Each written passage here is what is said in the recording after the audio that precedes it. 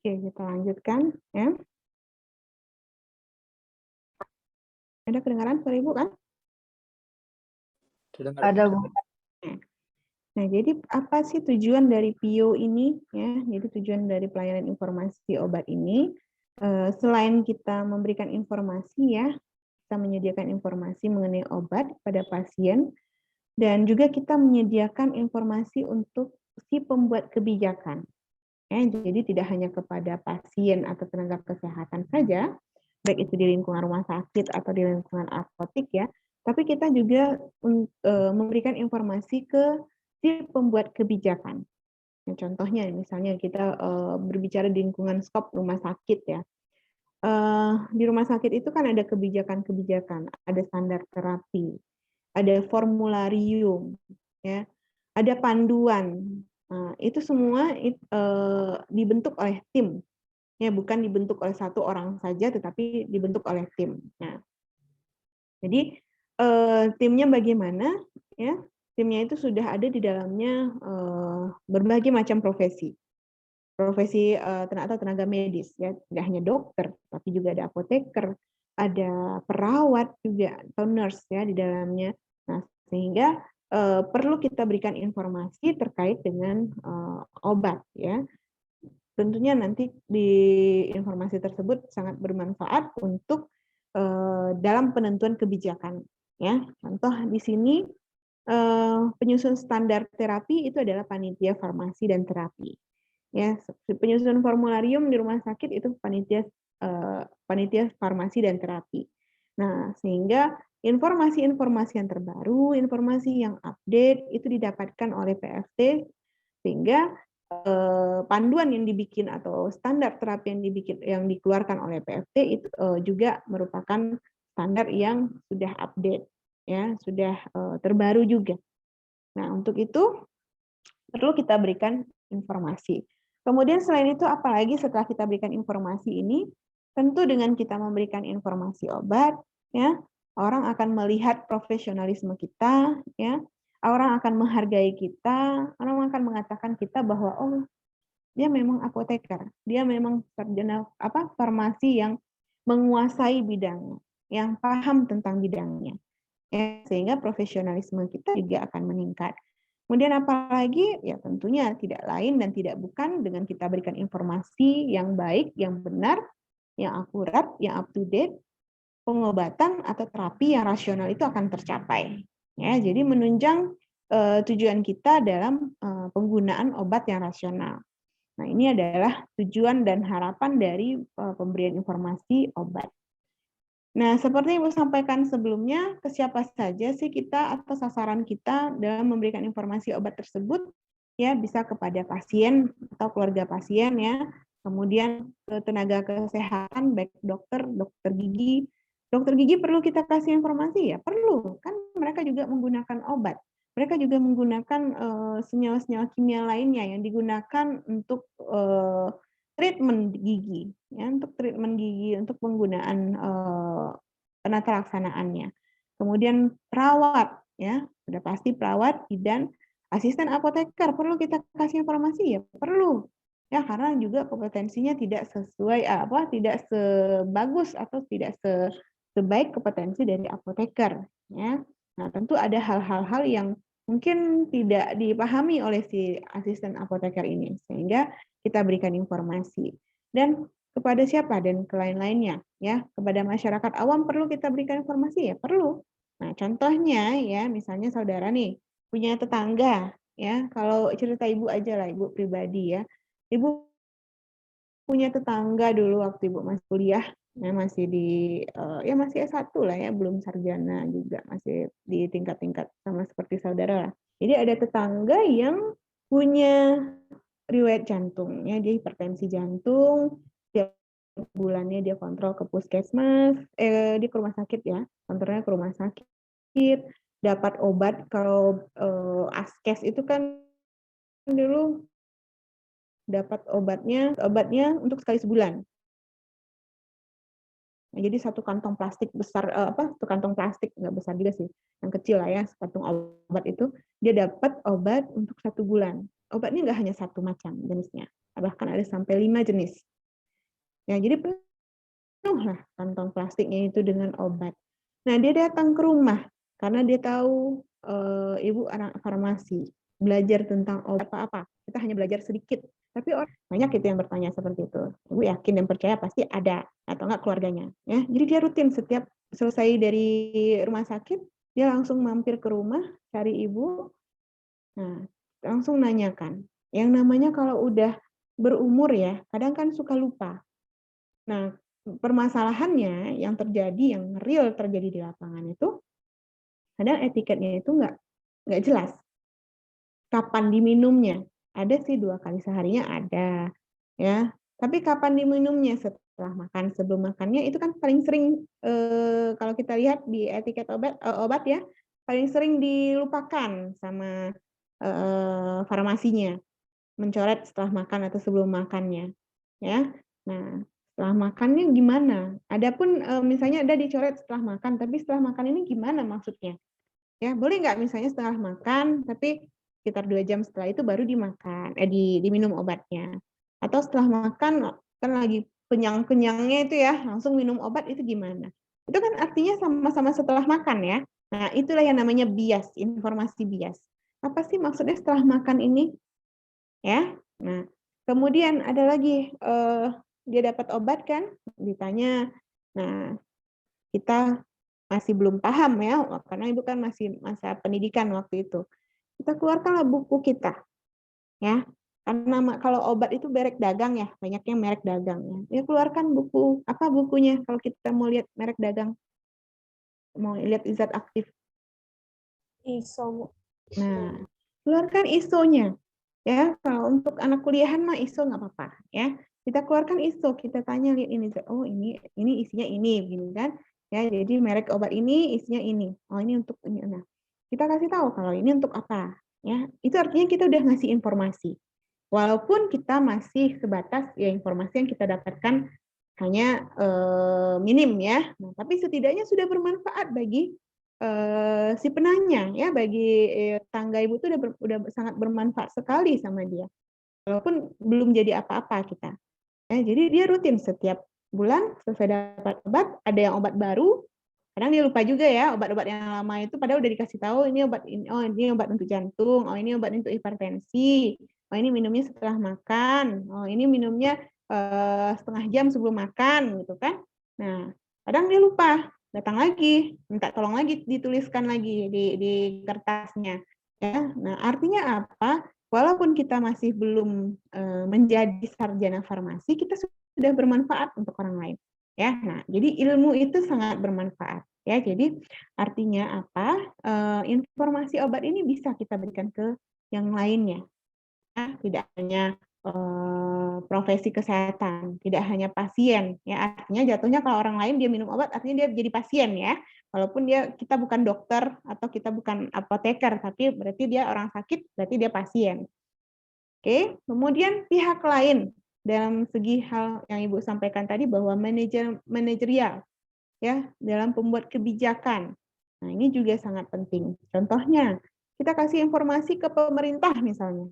Ya. Pemerintah dalam pembuat kebijakan ada tim Satgas Covid misalnya. Ya. Nah, peran sebagai seorang apoteker atau ada lagi di Satgas Covid itu kan juga ada terlibat apoteker di dalamnya. Nah, apoteker inilah yang berperan untuk memberitahukan ke bagian ke timnya ya bahwa oh kalau obatnya begini, kalau penyakitnya begini, ini regimen terapinya. Ya, contoh misalnya sekarang dulu kan dipakai eritromisin, ya, ada antibiotik, eritromisin, azitromisin, ya. Nah, sekarang untuk penanganan COVID nggak dipakai lagi azitromisin. Kita pakai favipiravir, langsung virusnya. Ya, nah ternyata yang pakai begitu, yang ada menggunakan pengobatan tersebut tergantung kondisi pasiennya. Ya, nah jadi ada pembuat kebijakan. Jadi pembuat kebijakan lah yang membuat nanti standar terapi. Ya, kan ada saudara lihat-lihat nanti kalau di Kemenkes itu kan ada standar terapi untuk pasien COVID misalnya. Nah, banyak itu yang beredar di medsos atau di WhatsApp ya.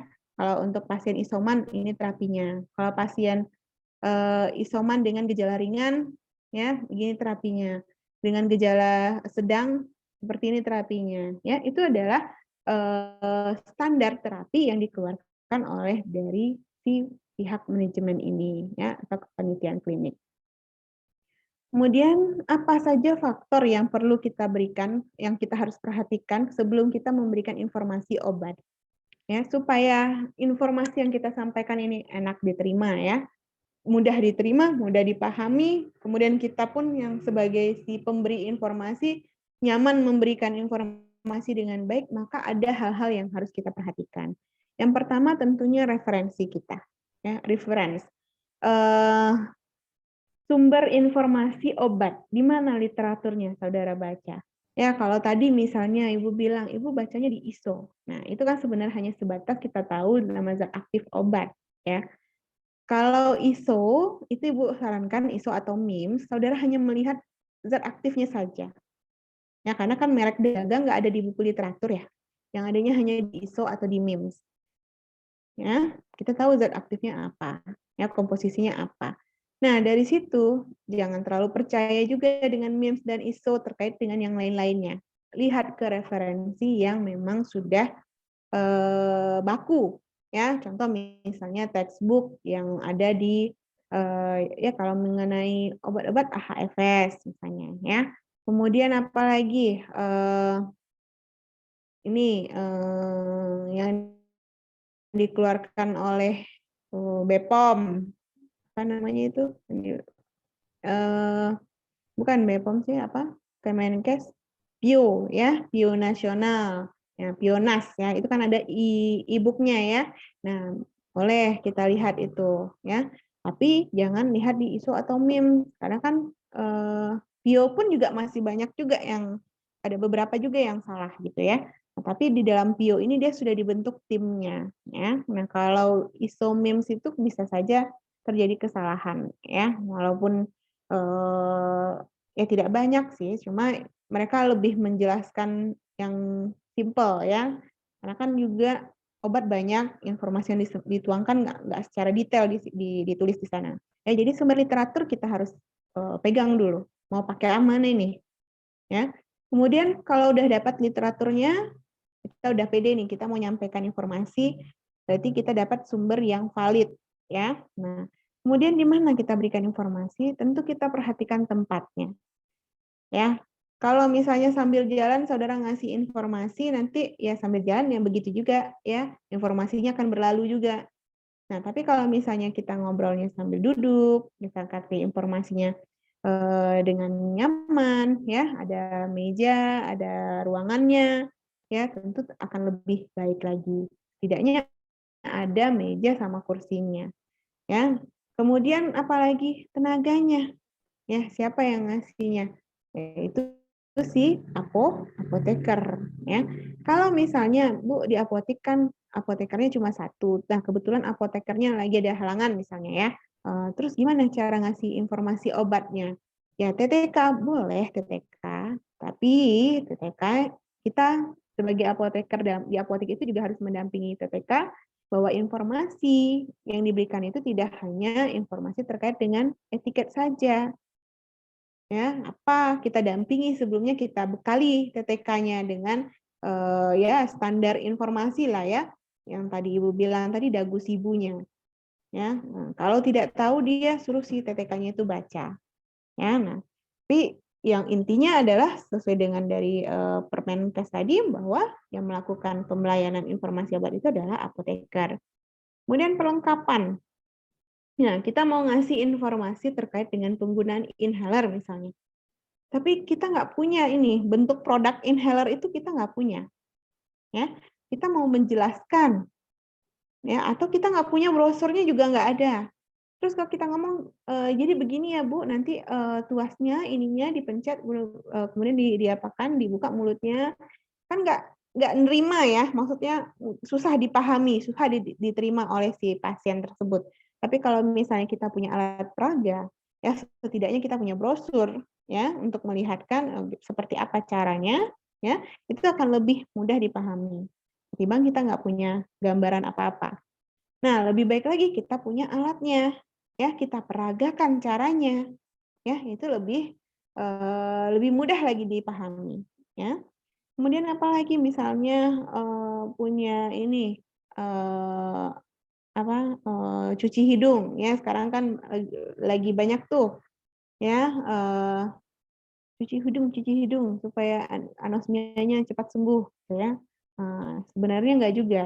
Ibu aja ada kena COVID kemarin dari bulan Agustus, ya Agustus, September, Oktober sekarang ini masih belum tajam, ya hidung sama lidahnya masih belum tajam, masih samar-samar, ya jadi udah bisa mencium yang wangi itu udah bisa, tapi masih samar, belum tajam lagi.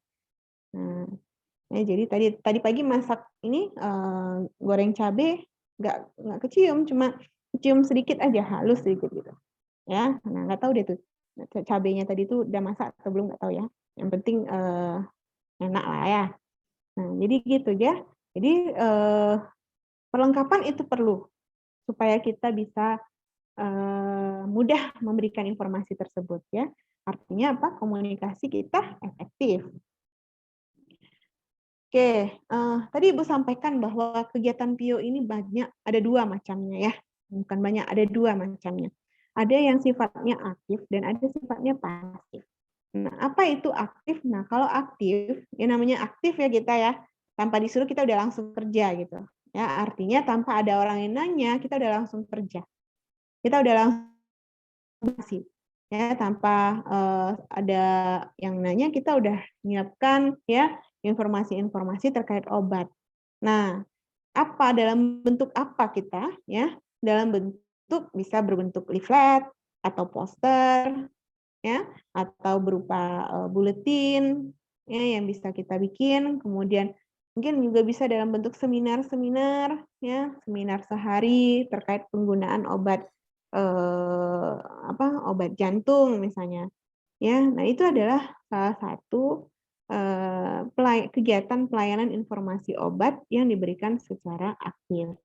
Nah, kalau pasif, nah pelayanan informasi yang pasif ini jika ada pertanyaan dulu, ya, ada pertanyaan yang muncul dulu baru dijawab. Nah, ya itu artinya pasif. Nah, misalnya menjawab pertanyaan mengenai obat dan penggunaannya merupakan kegiatan rutin suatu pelayanan informasi obat. Contohnya gini, di instalasi farmasi suatu rumah sakit ada ruangan atau suatu tempat ya, dibikin di situ konsultasi apoteker atau pelayanan informasi obat ya. Nah, kemudian ada form PIO-nya. Ya, nanti di pertemuan berikutnya akan Ibu jelaskan ada form PIO. Jadi di formulir PIO itu nanti baik itu si dokternya atau si apoteker, teman sejawat atau mungkin pasien, oh ada tempat layanan informasi obat nih. Nah, saya mau nanya ya, diambil formulirnya, kemudian dibikin pertanyaannya. Mau nanya tentang apa? Ya, kemudian nanti si apoteker yang bertugas akan menjawabnya juga secara tertulis. Ya, jadi artinya pertanyaan itu datang secara tertulis, maka dia akan dijawab dengan cara tertulis juga. Ya. Nah, nanti dia akan jawab kalau misalnya pertanyaannya dari yang biasanya kalau complicated pertanyaannya dari dokter ya. Misalnya dia butuh terkait dengan mekanisme kerja atau reaksi obat apa gitu ya, yang perlu studi literatur yang tidak hanya satu literatur, maka sebaiknya kita lakukan studi literatur ya. Ada data literaturnya kita tuliskan, kita cantumkan. Jadi tidak mengada-ngada, oh ini menurut pendapat ini aja si apoteker aja ini ya. Jadi bukan menurut pendapat si apoteker, tapi kita memang sesuai dengan literatur yang kita baca ya. Nah, kemudian nanti formulir itu ya setelah kita jawab, kita berikan ke si pasien. Jadi kan ada nanti nomor kontaknya ya, kita kontak bahwa pertanyaannya sudah dijawab ya. Nah, jadi mungkin bisa jadi si penanyanya minta tolong dikirimkan ke emailnya begini gitu ya. Nah, atau bisa juga ya. Kalau sekarang kan sudah canggih, semuanya sudah online ya. Bisa melalui WhatsApp ya, atau bisa melalui email, Telegram dan lain-lain. Jadi itu adalah salah satu bentuk pelayanan yang sifatnya pasif ya. Ya. Nah, pertanyaan yang pasif tadi ya, seperti yang Ibu sampaikan tadi bisa melalui telepon ya, secara verbal disampaikannya, nanti dijawabnya secara tertulis ya, atau mungkin bisa secara langsung juga ya. Misalnya ada dokter datang ke apoteker menanyakan terkait, kok obat ini ketika dia dicampurkan dengan infus ini dia berubah warna jadinya ya.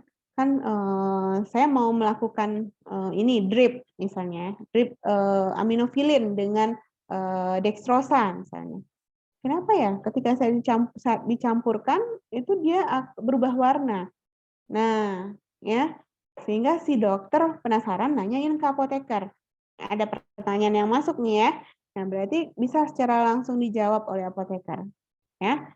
Nah, misalnya silakan mau dijawab, oh ternyata ada reaksi kimia di dalamnya bla bla bla bla ya, sehingga terjadi interaksi. Nah, apakah interaksinya ini dapat merugikan atau menguntungkan nanti nih ya. Jadi interaksi obat itu tidak selalu interaksinya merugikan. Ada interaksi yang menguntungkan ya. Nah, jadi kita jelaskan kepada si penanya atau dokter yang bertanya tersebut. Kemudian itu kalau langsung ya atau tatap muka. Tertulis juga bisa ya lewat email tadi atau lewat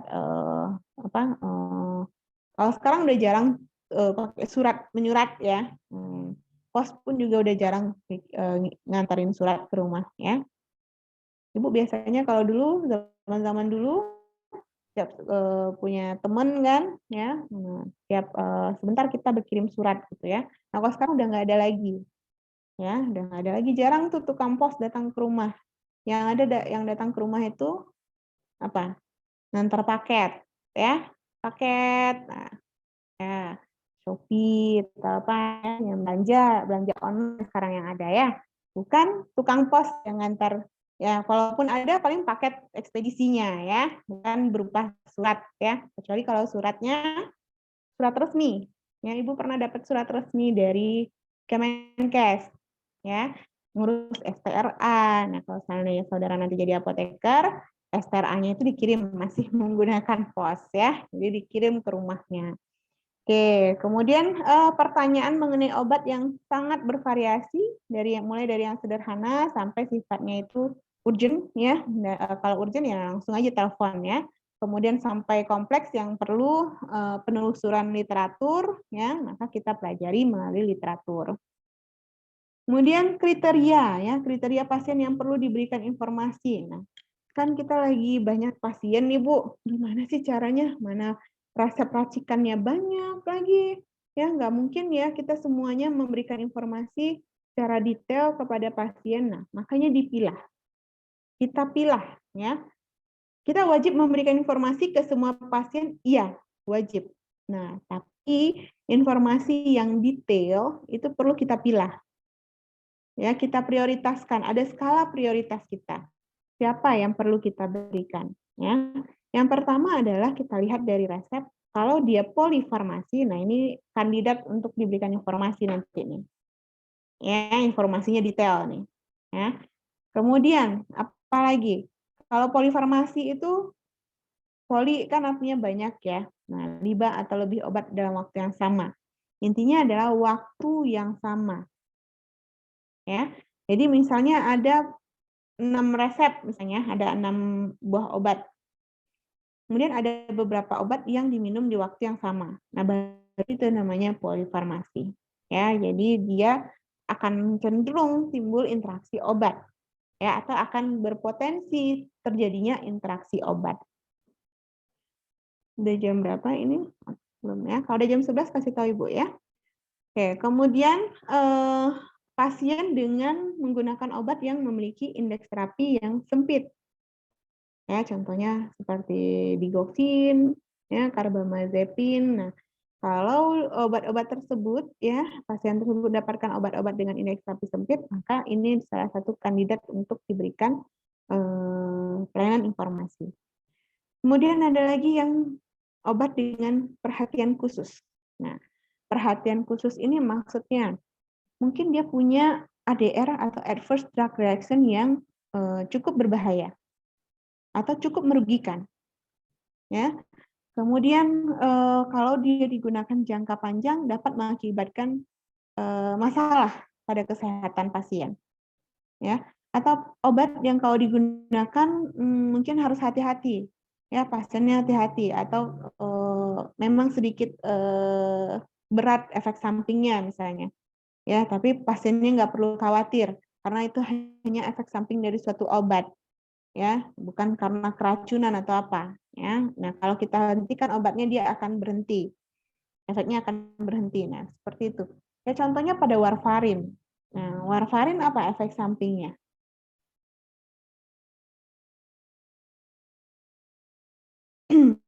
Apa? Apa warfarin efek sampingnya? Pendarahan jaringan atau organ, Bu.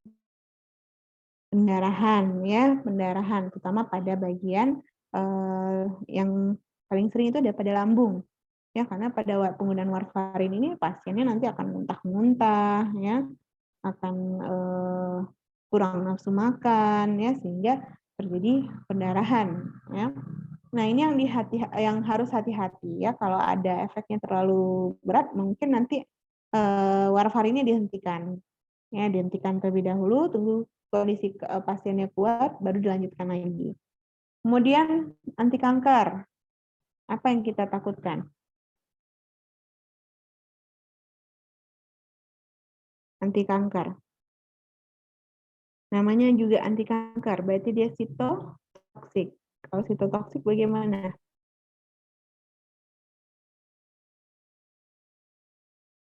Hmm? Kalau dia sitotoksik Menyerang bagaimana? sel-sel yang lain, Bu. Menyerang sel-sel yang lain, artinya baik itu sel normal dia akan rusak. Kalau dia ini ya terkena dengan atau berinteraksi dengan ada kontak lah ya, kontak dengan sel-sel yang lain, maka sel-sel tersebut juga kena. Nah, makanya harus hati-hati dalam penggunaan obat anti kanker. Kemudian steroid, apa permasalahan steroid?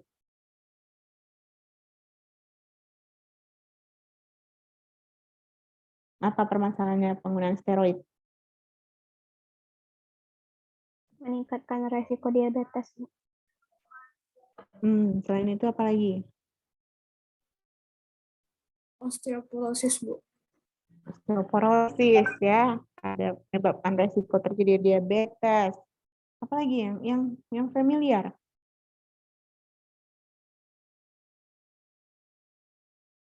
Kalau kelebihan kortisol jadinya,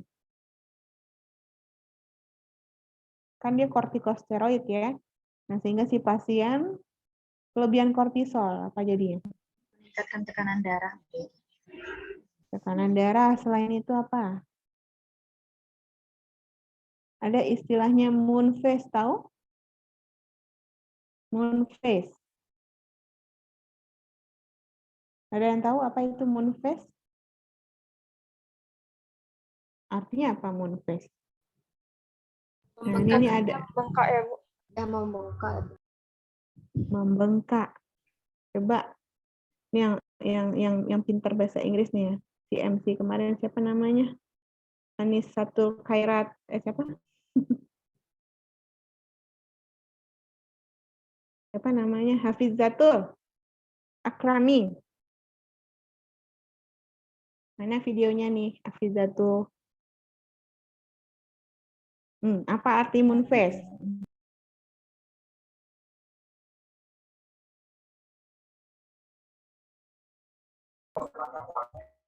Iya, Bu. Bu. Mana sinyalnya nih? Apa? Apa Hafizatul? Iya, Bu. Apa? Moon phase, Bu. Ya.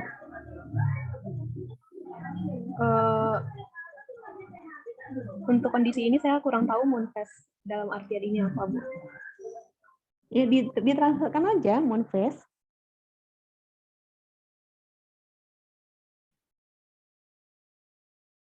Apa itu? Moon face. Artikan aja, translate aja yang biasa. Coba. Wajah bulan, Bu. Nah, wajah bulan. Bulan itu bentuknya gimana? Bulat, Bu. Bulat, Bu. Bulat ya, bulan itu bulat. Nah, berarti apa dia? Wajahnya itu membulat ya. Tadi ada yang bilang bengkak. Nah, sebenarnya bukan bengkak. Apa isinya? Membulat moon face itu. Cairan. Emak. Ya, jadi cairan. Jadi terjadi retensi cairan dia. Ya, jadi moon face itu wajahnya akan bulat ya, tapi ternyata isinya adalah cairan. Ya, jadi retensi air dia. Ya, nah jadi kelebihan apa? Kenapa bisa? Karena kelebihan hormon kortisol. Ya, sehingga metabolismenya jadi tidak seimbang. Ya. Nah, kemudian ada lagi obat dengan teknik khusus. Apa contohnya obat dengan teknik khusus?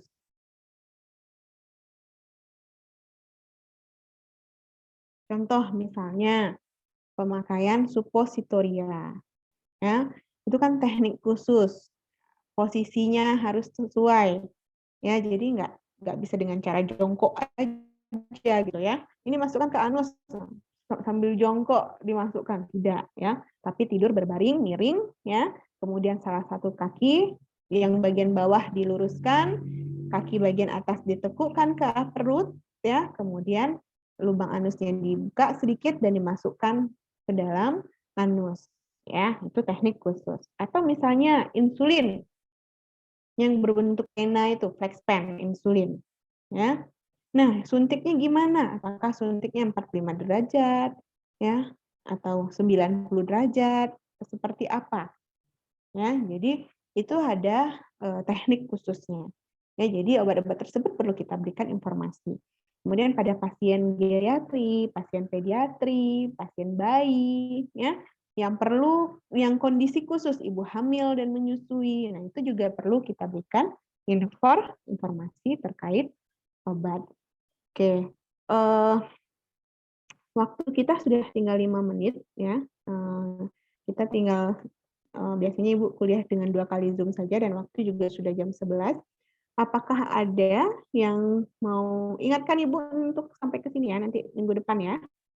Tolong di screenshot juga boleh, diingatkan, dicatat apa yang materi berikutnya ya. Oke. Nah, kita masuk ke sesi diskusi, masih ada waktu kita 4 menit lagi. Nah, silakan kalau ada yang mau ditanyakan terkait dengan pelayanan informasi obat. Capek juga ya ngomong 2 kali 45 menit ya. Silakan saudara kalau ada yang mau ditanyakan.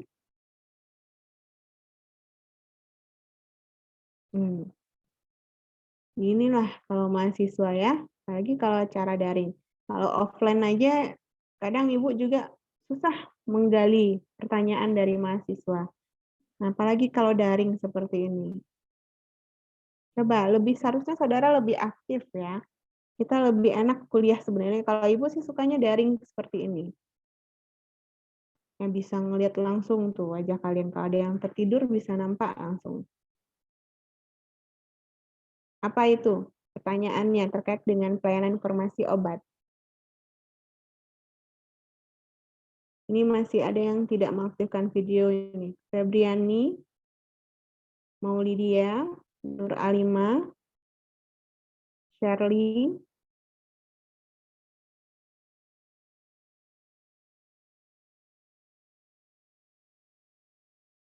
Oke, kalau tidak ada yang bertanya, Ibu yang bertanya ya. Ya, siap-siap ya. Vera Afdalanita. Iya, Bu. Oke. Vera, kalau memberikan informasi kepada pasien, nah pasiennya pasien anak, ya umur 1,5 tahun, bagaimana caranya? Mungkin memberikan informasinya pertama kali kepada orang tuanya, Bu. Oke, kepada orang tua ya atau kepada keluarga. siapa yang mendampingi si pasien tersebut. Kalau ibunya ya ibunya, ya. Atau kalau neneknya yang mendampingi ya neneknya, ya. Oke. Kemudian Cindy Mainia. Bagaimana caranya kita memberikan informasi penggunaan tetes mata?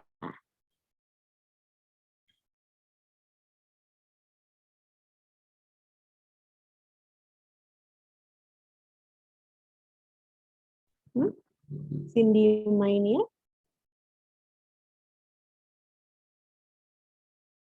Ada yang tahu bagaimana cara penggunaan obat tetes mata?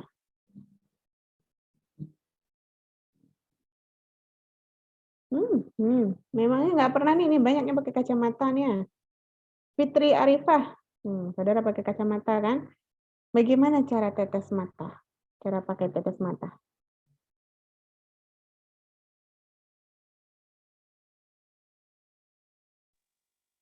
Izin menjawab, Bu.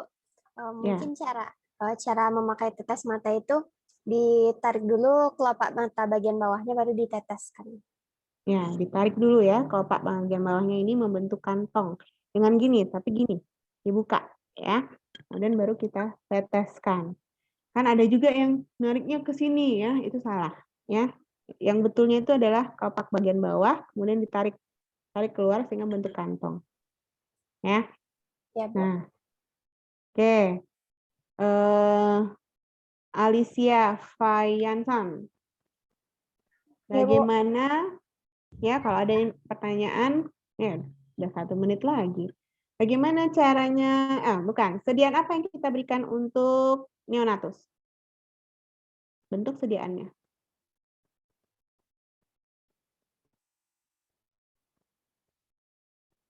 Cepat, less than 1 minute.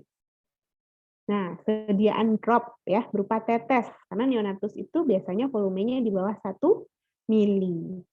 Oke, waktunya udah habis 1 menit. Ibu cukupkan dulu kuliah kita hari ini. Wabillahi taufiq wal hidayah. Assalamualaikum warahmatullahi wabarakatuh. Waalaikumsalam warahmatullahi wabarakatuh. Terima kasih, Bu. Terima kasih, Bu. Ya, jangan lupa dikirim ya Atta ya, screenshot-nya. Baik, Bu. Oke, silakan di end meeting saja Atta.